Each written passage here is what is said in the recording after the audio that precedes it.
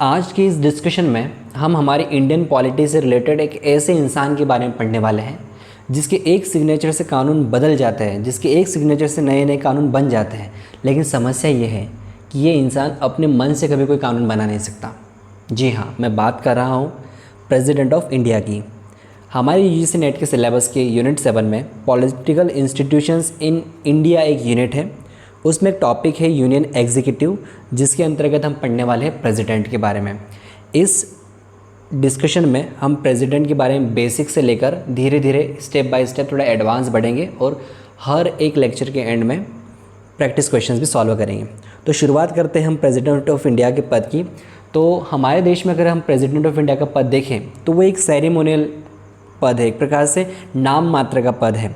हमारे देश में हम कहते हैं कि पूरी की पूरी शक्तियाँ राष्ट्रपति में निहित है। हमारे देश में कोई भी कानून बिना राष्ट्रपति की अनुमति के बन नहीं सकता। लेकिन ये एक अधूरी सच्चाई है, क्योंकि हमारे देश में राष्ट्रपति, ये मान्य है कि हमारे देश में राष्ट्रपति के सिग्नेचर के बिना कभी कोई कानून बन नहीं सकता। लेकिन जो रियल पावर होती है वो प्राइम मिनिस्टर और उसी काउंसिल ऑफ मिनिस्टर के पास होती है।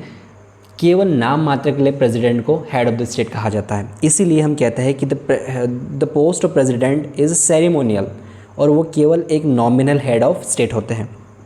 दूसरा, इन्हें फर्स्ट सिटीज़न ऑफ इंडिया कहते हैं, क्योंकि इनसे बड़ा कोई पद नहीं है, इसलिए फर्स्ट सिटीज़न ऑफ इंडिया के रूप में हम प्रेसिडेंट को जानते हैं। प्रेसिडेंट का अगर हम पद देखें तो वो एक इंस्पायर्ड है ब्रिटिश कॉन्स्टिट्यूशन से। ब्रिटेन का जो अनरिटन कॉन्स्टिट्यूशन है, ब्रिटेन का जो सिस्टम है, मैग्ना कार्टा के बाद से ब्रिटेन में जो पार्लियामेंट्री डेवलपमेंट हुआ है उसमें धीरे धीरे राजा साइडलाइन होते गए, क्वीन साइडलाइन होते गए और पार्लियामेंट सुप्रीम होती गई। इसीलिए ब्रिटेन में आज भी राजा हेड ऑफ द स्टेट है, सबसे मेन है, उनकी परमिशन के बगैर कुछ नहीं होता। लेकिन उनके पास पावर्स नाम मात्र की है। बिल्कुल सेम टू सेम सिस्टम हमने अडॉप्ट किया। उसका सिंपल सा रीज़न है, एक लंबे समय तक ब्रिटिशर्स ने हमारे देश के पास शासन किया है, तो वो अपने विचारों व्यापार के साथ साथ अपनी पॉलिटी को भी लेकर आए थे और उसका इन्फ्लुएंस हमारे देश में पड़ा। तो जब कॉन्स्टिट्यूशन में बनाने की बात चली थी तब उस वक्त ये डिस्कशन हुआ था कि देश में किस प्रकार का तंत्र होना चाहिए, पार्लियामेंट्री या प्रेसिडेंशियल फॉर्म। लेकिन चूँकि हम कई सालों से, कई दशकों से एक फिक्स तंत्र के अंतर्गत चलते आए थे जो कि ब्रिटेन का था, तो बस उससे हम फेमिलियर थे। इसलिए हमारे देश के संविधान निर्माताओं ने पार्लियामेंट्रियन सिस्टम रखा और क्वीन या किंग की जगह प्रेसिडेंट का पद क्रिएट किया। तो हम कह सकते हैं कि the post of president of India is adopted from the British system. ठीक है। हमारे देश का जो राष्ट्रपति होता है वो तीनों सेनाओं का, जल सेना, थल सेना और वायु सेना, हम कह सकते हैं नेवी, एयरफोर्स और हमारी आर्मी, इनके सुप्रीम कमांडर होते हैं। ठीक है, नाम मात्र कमांडर होते हैं, लेकिन इनकी परमिशन के बगैर किसी प्रकार के मिलिट्री ऑपरेशंस यूजुअली किए नहीं जाते। तो हम कह सकते हैं कि he is the supreme commander of all the arm forces. और आप जब पढ़ेंगे धीरे धीरे आर्टिकल 53 के आसपास आप पढ़ेंगे कि हमारे देश की जितनी भी एग्जीक्यूटिव पावर्स होती हैं वो प्रेसिडेंट के अंदर होती है, यानी कि प्रेसिडेंट ही उन पावर्स को एक्सरसाइज कर सकते हैं। हालांकि उसमें एक क्लॉज ये भी जोड़ा गया है कि बिना काउंसिल ऑफ मिनिस्टर की एडवाइस के वो इस प्रकार के डिसीजंस नहीं ले सकते। तो ये कुछ बेसिक इंट्रोडक्शन था जो प्रेसिडेंट ऑफ इंडिया के बारे में थे। अब अगर हम उसके कॉन्स्टिट्यूशनल प्रोविजंस देखें तो हम पाएंगे कि प्रेसिडेंट ऑफ इंडिया हमारे कॉन्स्टिट्यूशन के पार्ट 5 में मेंशन है। ठीक है, ये पार्ट 5 स्पेसिफिकली डेडिकेटेड है यूनियन एग्जीक्यूटिव को लेकर, जिसके अंतर्गत हम president, vice president, prime minister, council of minister, attorney general, इस प्रकार के कुछ पोस्ट, इंपॉर्टेंट पोस्ट के बारे में हम पढ़ते हैं। तो उसी में सबसे महत्वपूर्ण, सबसे पहला है प्रेसिडेंट। तो हम ये यूजुअली क्वेश्चन पूछा जाता है अक्सर स्टेट लेवल एग्जामिनेशंस में, इस प्रकार के क्वेश्चंस आ जाते हैं कि प्रेसिडेंट ऑफ इंडिया का मेंशन हमारे कॉन्स्टिट्यूशन के किस पार्ट में है। यूजुअली बच्चे याद कर कर जाते हैं आर्टिकल जो कि 52 है, लेकिन कई बार पार्ट भी क्वेश्चंस पूछे गए, जिस प्रकार जैसे कि पिछली बार जो एलिजिबिलिटी टेस्ट हुआ था वर्ग 1 के शिक्षक के लिए पॉलिटिकल साइंस का, तो ये क्वेश्चन उसमें पूछा गया था।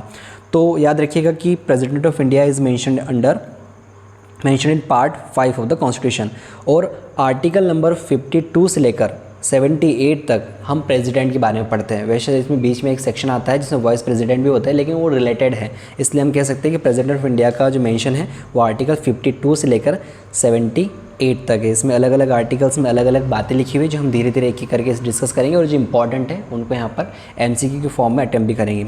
तो इस प्रकार से हम देख सकते हैं कि कॉन्स्टिट्यूशन में प्रेसिडेंट का मेंशन है, इसलिए हम कह सकते हैं कि the post of president is constitutional. तो प्रेसिडेंट का ऑफिस है वो कॉन्स्टिट्यूशनल बॉडी हो गया है।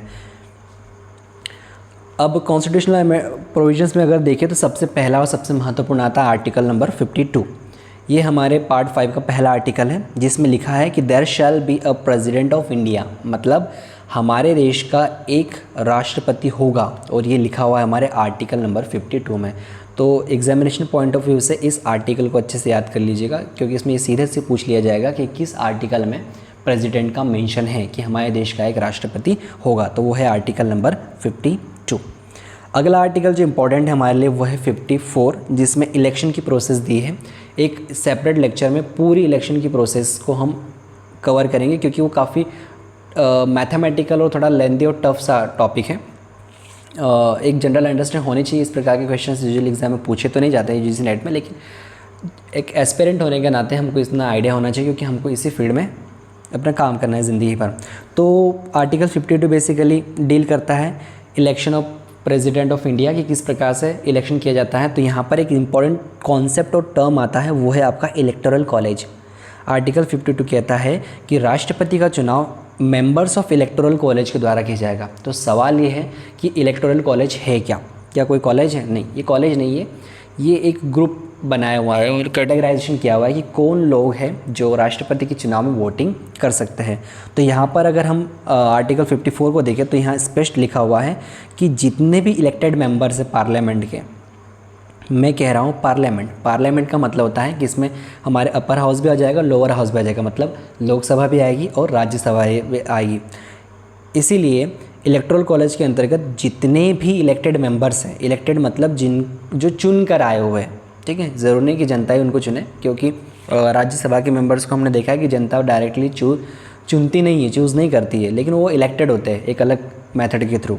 तो जितने भी इलेक्टेड मेंबर्स होते हैं पार्लियामेंट के, चाहे वो लोकसभा के हो या राज्यसभा के हो, वो इलेक्टोरल कॉलेज के पार्ट होते हैं और वो वोटिंग में भाग लेते हैं या ले सकते हैं, ठीक है। दूसरा आता है कि जितने भी इलेक्टेड मेंबर्स हैं हमारे लेजिस्लेटिव असेंबलीज़ के, विधानसभाओं के, हर राज्य की विधानसभा अपनी होती है, तो उसमें जितने भी इलेक्टेड लोग हैं जो इलेक्ट होकर आए हैं, नॉमिनेटेड वाले नहीं, तो इलेक्टेड लोग इसके अंदर वोटिंग करने वाले हैं। अब इसमें अक्सर कन्फ्यूजन कहाँ होता है, जब टफ क्वेश्चन पेपर बनाना हो तो ऑप्शंस घुमा दिए जाते हैं, तो उस केस में ये कुछ स्पेसिफिक पॉइंट को पकड़कर क्वेश्चन बना देते हैं। जैसे कि जो लेजिस्लेटिव काउंसिल्स होती है, विधान परिषद, कुछ राज्य हैं जहाँ पर बाई कैमरल सिस्टम है, 2 सदन होते हैं, जिस प्रकार से हमारे पार्लियामेंट में है। तो वहाँ पर जो लोग होते हैं वो हमारे इलेक्टोरल कॉलेज के पार्ट नहीं होते, चाहे वो इलेक्टेड हो या नॉमिनेटेड हो। विधान परिषद के या लेजिस्लेटिव काउंसिल के जो मेंबर्स हैं वो चाहे इलेक्ट होकर आए या नॉमिनेट होकर आए, उनको प्रेसिडेंट के इलेक्शन में पार्टिसिपेट करने का हक नहीं है, क्योंकि वो they are not part of electoral college. तो ये बेसिक डिटेल्स जो हमको पता होनी चाहिए। फिर आता है हमारा आर्टिकल नंबर 56, जिसमें राष्ट्रपति का टेन्योर कितना होगा, वो कितने साल तक अपने पद पर रह सकते हैं उसके बारे में दिया हुआ है, और वो है हमारा 5 साल का। तो राष्ट्रपति का जो कार्यकाल है वो 5 साल का होता है, उसके बाद नए राष्ट्रपति का चुनाव की प्रक्रिया शुरू हो जाती है। जहाँ तक रेजिग्नेशन की बात है तो राष्ट्रपति अपना रेजिग्नेशन वाइस प्रेसिडेंट को सौंपते हैं। ये थोड़ा सा अजीब कॉन्सेप्ट है, क्योंकि हमारे दिमाग में एक चीज़ ये होती है कि एक हायर अथॉरिटी हमको अपॉइंट करती है, और इसलिए जब भी हमको रेजिग्नेशन देना होता है हम उसी हायर अथॉरिटी को अपना रेजिग्नेशन सौंपते हैं। पर चूँकि राष्ट्रपति जो है हमारे देश की हाईएस्ट अथॉरिटी, तो इनसे ऊपर तो कोई है नहीं, इसीलिए अगर उनको रेजिग्नेशन देना है तो वो अपना रेजिग्नेशन सौंपते हैं वाइस प्रेसिडेंट को, क्योंकि कोई दूसरा ऑप्शन नहीं है। हालांकि कुछ लोग अक्सर इसमें कन्फ्यूज हो जाते हैं, क्योंकि उनको लगता है कि अगर हायर अथॉरिटी को ही रेजिग्नेशन देना है तो कायदे से प्रेसिडेंट को रेजिग्नेशन सुप्रीम कोर्ट के चीफ जस्टिस को देना चाहिए, इसलिए इस प्रकार के ऑप्शंस डालकर उसको कन्फ्यूज़ किया जाता है। पर आप याद रखिएगा कि राष्ट्रपति अपना रेजिग्नेशन सौंपते हैं तो केवल और केवल वाइस प्रेसिडेंट को। तो ये आर्टिकल 56 के इंपॉर्टेंट प्रोविज़न है, जिसमें आप याद रखिएगा कि 5 साल का है। वैसे ये याद ही रहता है, क्योंकि इंडिया में ज़्यादातर पोस्ट 5 साल के लिए होती है। फिर आता है आर्टिकल नंबर 58 जिसमें प्रेसिडेंट बनने के लिए, प्रेसिडेंट का इलेक्शन फाइट करने के लिए क्या क्वालिफ़िकेशंस होनी है वो मेंशन की गई है। तो सबसे पहले जो क्वालिफ़िकेशन है वो है कि आपको सिटीज़न ऑफ इंडिया होना चाहिए। यहाँ पर इम्पॉर्टेंट टॉपिक ये है, इम्पॉर्टेंट कीवर्ड है सिटीज़न। इसमें ये कभी नहीं लिखा हुआ है कि बाहर से आकर यहाँ भारत का नागरिक बनने वाला इंसान राष्ट्रपति बन सकता है कि नहीं बन सकता है। यहाँ पर केवल सिटीज़न लिखा है, यानी कि anybody who has the citizenship of India can become president of India, चाहे वो बाहर से भी कहीं आए हो वो भी बन सकते हैं। तो ये पहला प्रोविजन हुआ हमारा। दूसरा होता है एज लिमिट का। ये एज लिमिट अक्सर छोटे मोटे एग्जाम्स में पूछी जाती है, फैक्चुअल पॉइंट है कि मिनिमम एज जो है वो है 35 ईयर्स, वो कंप्लीट हो चुकी होनी चाहिए। तो 35 प्लस अगर एज है तो आप कंटेस्ट कर सकते हैं प्रेसिडेंट ऑफ इंडिया का इलेक्शन। अगली जो क्वालिफ़िकेशन है वो है कि जो भी कैंडिडेट प्रेसिडेंशियल इलेक्शन के लिए खड़ा होना चाहता है उसके पास वो सभी क्वालिफ़िकेशंस होनी चाहिए जो एक मेंबर ऑफ लोकसभा बनने के लिए आवश्यक है। तो मेंबर ऑफ लोकसभा के लिए जो क्वालिफ़िकेशंस मेंशन की गई है वो सभी के सभी इनकी फुलफ़िल होनी चाहिए। और लास्ट वाला है कि not holding any office of profit, किसी भी लाभ के पद पर नहीं होना चाहिए।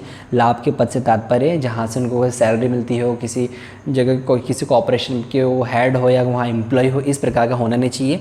यहाँ पर ऑफिस ऑफ प्रॉफिट में कुछ एक्सेप्शंस ऐड कर दिए गए, वो आप एक बार देख लेगा। जैसे कि प्रेसिडेंट अगर है तो उसको ऑफिस ऑफ प्रॉफिट नहीं मानेंगे। फिर वाइस प्रेसिडेंट का पद है, गवर्नर के पद है, इस प्रकार के बहुत सारी चीज़ें हैं तो वो हमारे ऑफिस ऑफ प्रॉफिट में काउंट नहीं होती। तो ये 4 में इंपॉर्टेंट कंडीशंस है। इसमें एज आप याद रखिएगा 35 ईयर्स का, और और should be qualified for election as a member of Lok Sabha. फिर आता है हमारा आर्टिकल नंबर 60 जिसमें ओथ की बात की गई है। इस बार का जो 2024 का री एग्ज़ाम का यूजीसी नेट का पेपर था उसमें ओथ के ऊपर क्वेश्चन आ गया था। ओथ के ऊपर से मतलब कि कौन से पोस्ट का अधिकारी, जैसे राष्ट्रपति, सुप्रीम कोर्ट के जज, ये किन के सामने अपनी ओथ लेते हैं, मतलब इनको ओथ कौन दिलवाता है। तो उसके ऊपर एक क्वेश्चन आया था। तो याद रखिएगा कि प्रेसिडेंट ऑफ इंडिया जब चुन लिए जाते हैं और उनको उसके पद धारण करने से पहले शपथ लेनी पड़ती है, ओथ लेनी पड़ती है, तो वो ओथ उनको दिलवाते हैं चीफ जस्टिस ऑफ इंडिया। हमारे सुप्रीम कोर्ट के जो सबसे बड़े चीफ जस्टिस है, मतलब जो सबसे मेन जस्टिस है चीफ जस्टिस, वो उनको ओथ दिलाते हैं। इन केस अगर chief justice of India present नहीं है, एब्सेंट है, अवेलेबल नहीं है, तो उस केस में उनके बाद जो सबसे सीनियर मोस्ट जज है सुप्रीम कोर्ट का वो उनको दिलाएगा। वैसे सुप्रीम कोर्ट में 30 से ज़्यादा जजेस होते हैं, तो उनमें से जो भी सीनियर मोस्ट है, अगर सबसे सीनियर वाला नहीं है तो उसके बाद वाला, उसके बाद वाला, इस प्रकार से कोई भी जो भी वहाँ अवेलेबल हो सीनियर मोस्ट में वो उनको ओथ दिलवा सकता है in case chief justice of India present या अवेलेबल नहीं है। इम्पॉर्टेंट आर्टिकल है आर्टिकल नंबर 61 और वो रिलेटेड इम्पीचमेंट्स है। इम्पीचमेंट एक ऐसा वर्ड है जो स्पेसिफिकली यूज़ किया जाता है प्रेसिडेंट्स को लेकर। जैसे हम अमेरिका में ये कॉन्सेप्ट देखते हैं इम्पीचमेंट ऑफ प्रेसिडेंट। तो जब किसी बड़े ओहदे के व्यक्ति जैसे कि प्रेसिडेंट को हटाना हो तो उसके लिए एक स्पेशल वर्ड यूज़ किया जाता है इम्पीचमेंट। तो कुल मिलाने कर ये हटाने की प्रक्रिया है जिसके लिए एक स्पेशल टर्म हमको सजेस्ट कर दिया गया है। तो अगर इम्पीचमेंट प्रोसेस की हम बात करें तो एक प्रकार की क्वाशी जुडिशियल प्रोसेस है। क्वाशी मतलब होता है सिमिलर, और जुडिशियल मतलब अपना रिलेटेड टू कोर्ट। तो कोर्ट के समान एक प्रक्रिया है, बिल्कुल कोर्ट की प्रक्रिया नहीं है, कोर्ट के समान प्रक्रिया है, क्योंकि यहाँ पर एक प्रकार से न्याय निर्णय किया जा रहा है, किसी को पद से हटाया जा रहा है जो कि काम कोर्ट का है, लेकिन ये काम करती है एक एग्जीक्यूटिव बॉडी, लेजिस्लेटिव बॉडी, इसलिए इसको हम बोलते हैं क्वाशी जुडिशियल प्रोसीजर के समान, के जैसी। ठीक है, तो ये याद रखिएगा कि it is a quasi judicial process. Usually अगर आपको ऐसे एग्ज़ाम देते हैं जहाँ पर आपको रिटन टेस्ट देने हैं, जहाँ पर आपको आंसर्स लिखने हैं, तो वहाँ पर इस प्रकार के वर्ड्स काफ़ी काम आते हैं। तो पहली चीज़ हो गई कि क्वाशी जुडिशियल प्रोसेस है। तो as far as impeachment of president is concern कि किस आधार पर हम प्रेसिडेंट को हटा सकते हैं, किस आधार पर इम्पीचमेंट की प्रोसीजर उसके अगेंस्ट लाया जा सकता है। तो हमारे कॉन्स्टिट्यूशन में केवल एक वर्ड लिखा है, एक लाइन लिखी हुई है कि अगर प्रेसिडेंट हमारे कॉन्स्टिट्यूशन को वायलेट कर देते हैं तो उस केस में उनके अगेंस्ट इम्पीचमेंट की प्रोसीजर लाई जा सकती है। लेकिन समस्या ये है, ये एक बहुत ही वेग टर्म है। वेग टर्म इसलिए क्योंकि इसका कहीं पर भी एक्सप्लेनेशन नहीं दिया गया है कि वायलेशन ऑफ कॉन्स्टिट्यूशन का मतलब क्या होता है, कि संविधान का किसी ने उल्लंघन कर दिया राष्ट्रपति ने, उसका मतलब क्या है। तो एग्जैक्टली कि डिफाइंड नहीं है, इसीलिए हमारे देश में रेयरली ही ऐसे कंडीशंस आई है जहाँ पर इम्पीचमेंट की बात आ जाए, क्योंकि आएगी नहीं, इस प्रकार की कंडीशन बनती नहीं, because there is nothing in the hand of president. वो केवल और केवल प्राइम मिनिस्टर और उनकी काउंसिल ऑफ मिनिस्टर के आदेशों का पालन करते हैं, इसलिए इस प्रकार की चीज़ें यूजुअली आती नहीं है, और उनको बहुत ज़्यादा इम्यूनिटीज़ अवेलेबल है, बहुत ज़्यादा प्रोटेक्शंस अवेलेबल है, तो इसलिए इस प्रकार के प्रोसेस हमारे देश में यूजुअली देखने को मिलता नहीं है। तो याद रखिएगा कि राष्ट्रपति को अगर हटाना है तो उसके लिए इम्पीचमेंट लाना है, और इम्पीचमेंट किस ग्राउंड पर लाया जा सकता है, कि राष्ट्रपति के द्वारा किसी न किसी तरीके से कॉन्स्टिट्यूशन को वायलेट किया गया है। क्लियर है।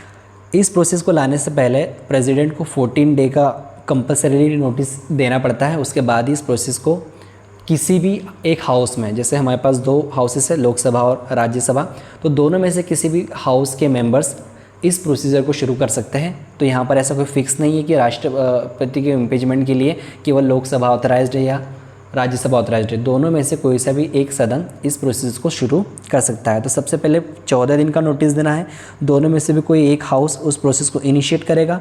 इनिशिएट करने के लिए एटलीस्ट 1/4 मेंबर्स जो है उस हाउस के, उनकी सिग्नेचर होनी चाहिए। ठीक है। फॉर एग्जांपल वैसे ये जस्ट फॉर एग्जांपल है कि 100 मेंबर्स है, तो 1/4 मतलब कितना हुआ, 25 मेंबर्स, तो मिनिमम 25 मेंबर्स है। 25% में हम कह सकते हैं कि 25% लोग अगर साइन करते हैं तभी इम्पीचमेंट की प्रोसेस शुरू की जा सकती है। जब ये प्रोसेस हो गई, साइन कर दी गई है, तो इस केस में इस इम्पीचमेंट प्रोसीजर को हाउस में, जिस भी हाउस में रखा गया है, उसको एटलीस्ट 2/3 मेजोरिटी से पास करना पड़ेगा। ये एक स्पेशल मेजोरिटी, क्योंकि इसमें 2/3 ऑफ द टोटल मेंबरशिप है। ठीक है। जैसे फॉर एग्जांपल अगर हम कह दें कि लोकसभा में 545 सीट है, तो 545 का तो जो टोटल 2/3 होगा, इससे कोई फ़र्क नहीं पड़ता कि कोई मेंबर वहाँ अवेलेबल था या नहीं था, वो उसने अब्सटेन किया, छुट्टी पर था, नहीं आ पाया, ऐसा कोई मतलब फ़र्क नहीं पड़ता। जो टोटल मेंबरशिप है 545, अगर वो लोकसभा में इनिशिएट होती है तो उसका 2/3 निकालो, एटलीस्ट उतने लोगों की हाँ होनी चाहिए, कंसेंट होनी चाहिए, उसके बाद ही उसको हम मानेंगे कि वो जो इम्पीचमेंट प्रोसीजर है वो सक्सेसफुली वहाँ पर एडॉप्ट कर लिया गया है। तो ये प्रोसेस है हमारी कुल मिला के इम्पीचमेंट की प्रोसेस है, कि सबसे पहले प्रेसिडेंट को 14 दिन का नोटिस पीरियड दो, उसके बाद 25% जो भी हाउस के मेंबर्स है वो उसको साइन करें कि इस प्रोसीजर को शुरू किया जाए। फिर उनको स्पेशल मेजोरिटी से उसको पास करना है। जब वो एक सदन में पास हो गया तो फिर उसको दूसरे सदन में भेजा जाता है जो उसकी इन्वेस्टिगेशन करता है, और अगर वो सदन भी हाँ कर दें कि नहीं, राष्ट्रपति ने वायलेशन किया है कॉन्स्टिट्यूशन का, उनको हटाया जाना चाहिए, और वो 2/3 स्पेशल मेजोरिटी से उसको पारित कर देते, तो इस केस में राष्ट्रपति को अपने पद से हटना होगा। तो ये टोटल प्रोसेस है इम्पीचमेंट की, काफ़ी टफ है, काफ़ी लेंदी है, और यूजुअली इंडिया में इस प्रकार को देखने को मिलता नहीं है। ठीक है।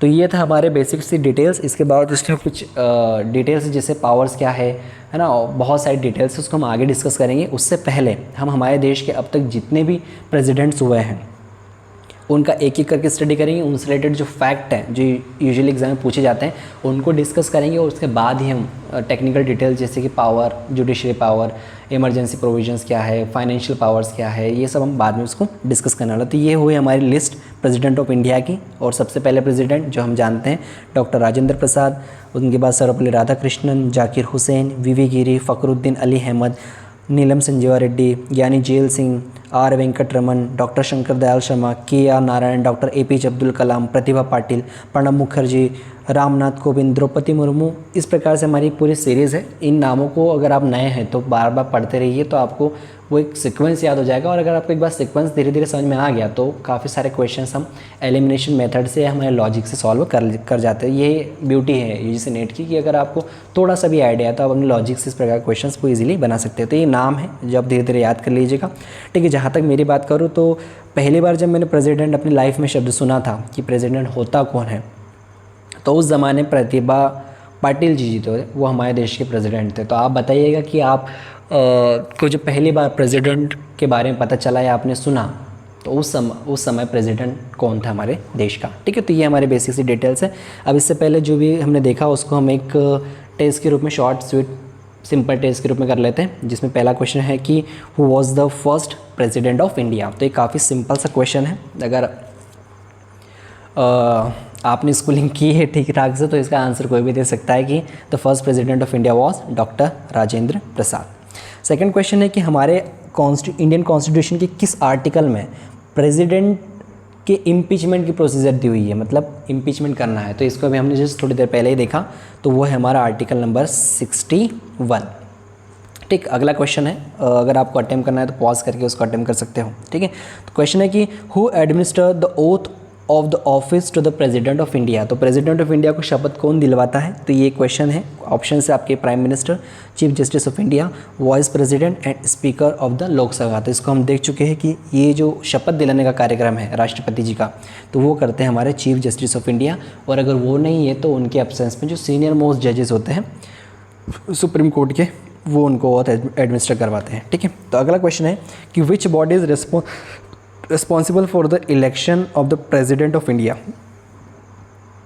Option A parliament, electoral college, option C supreme court और ऑप्शन डी इलेक्शन कमीशन। तो देखिए यहाँ पर मैंने एक फैक्ट मिस किया है जब हम प्रेसिडेंट की इलेक्शन को पढ़ रहे थे, तो वो ये फैक्ट ये है कि जो चुनने का काम है वो हमारे इलेक्टोरल कॉलेज करता है, जिसके अंदर elected members of Lok Sabha, Rajya Sabha और हमारी विधानसभाओं के जितने भी इलेक्टेड मेंबर्स हैं वो आते हैं। लेकिन ये जो पूरी प्रोसेस करवाता है वो करवाता है हमारा इलेक्शन कमीशन। तो इलेक्शन कमीशन ऑफ इंडिया का काम है प्रेसिडेंट का इलेक्शन करवाना। तो याद रखिएगा कि जो बॉडी इलेक्शन करवाती है प्रेसिडेंट का वो है हमारी election commission of India, not electoral college. ठीक है, क्लियर।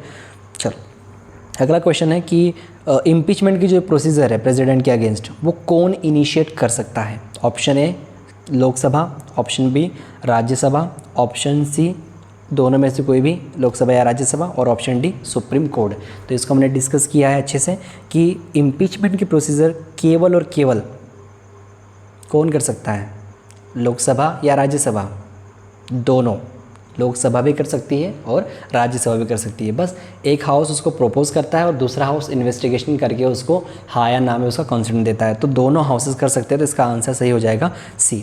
और ये लास्ट क्वेश्चन है जो आप खुद से अटेम्प्ट कीजिएगा, क्योंकि इसको हम अगले लेक्चर में डिस्कस करेंगे।